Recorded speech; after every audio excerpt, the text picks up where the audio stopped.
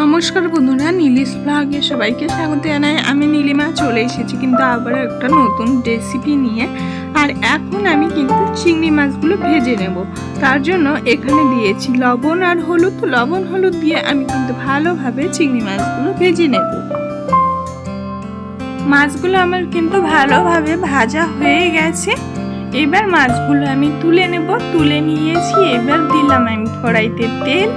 আর ওই কড়াইতে কিন্তু আমি আজ লতিটা রান্না করব। তার জন্য তেলটা গরম হয়ে গেছে। আর এখানে দিয়ে দিলাম পেঁয়াজ রসুনগুলো আমি একটু ভালোভাবে ভেজে নেব।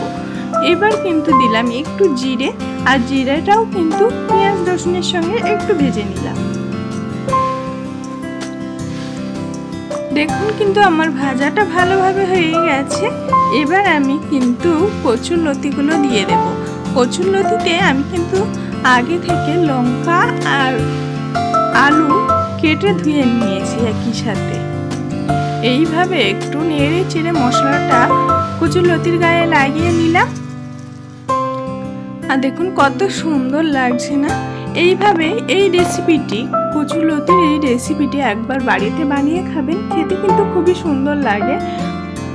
আমি কিন্তু স্বাদ অনুযায়ী লবণ দিলাম আর কিন্তু হলুদ দেব। তোমরা কিন্তু তোমাদের মতো করে লবণ আর হলুদটা দেবে। আর এইভাবে একবার বাড়িতে বানিয়ে খেয়ে কিন্তু আমাকে জানাতে ভুলবে না, কারণ এইভাবে খেলে কিন্তু খুবই ভালো লাগে। আর অনেকটা ভাত নিলে অল্প একটু তরকারিতে কিন্তু খাওয়াই হয়ে যায়। আর দেখেছেন তো কত সুন্দর লাগছে না। আমার কিন্তু কষাইটা হয়ে গেছে। এবার কিন্তু আমি জল দেব। জল দিয়ে দিলাম দেখুন। আর এখানে দেখুন মাছগুলো কিন্তু সবই ভাজা হয়ে গেছে। আর আমি কিন্তু মাছগুলো তুলে নিয়েছিলাম। এবার কিন্তু মাছগুলো আমি দিয়ে দেব। মাছগুলো কিন্তু আমি এখন দিয়ে দিচ্ছি। আর তরকারিতে একটু বেশি জল দিয়েছি, কেন বলুন তো? এই লতিগুলো একটু ভালোভাবে সেদ্ধ করে নেব। ভালোভাবে সেদ্ধ না করলে আবার কিন্তু গাল ধরতে পারে।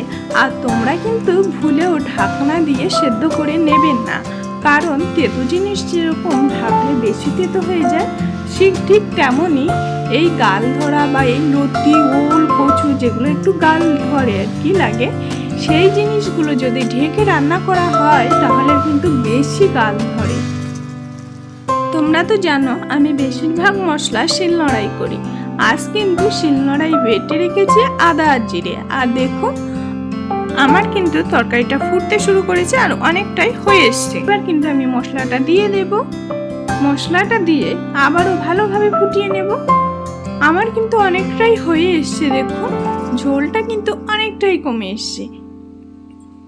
এবার কিন্তু ঢেলে নেব। আর এই দেখুন ঢেলে নিয়ে কত সুন্দর লাগছে। এইভাবে একবার বাড়িতে বানিয়ে খেয়ে আমাকে জানাতে কিন্তু একদমই ভুলবেন না। ভিডিওটি আর বেশি বড় করব না, এখানেই শেষ করছি। আমার ভিডিওটি যদি ভালো লেগে থাকে তাহলে লাইক, কমেন্ট, শেয়ার আর সাবস্ক্রাইব করতে কিন্তু একদমই ভুলবেন না। দেখা হচ্ছে আবারও অন্য কোনো ভিডিও।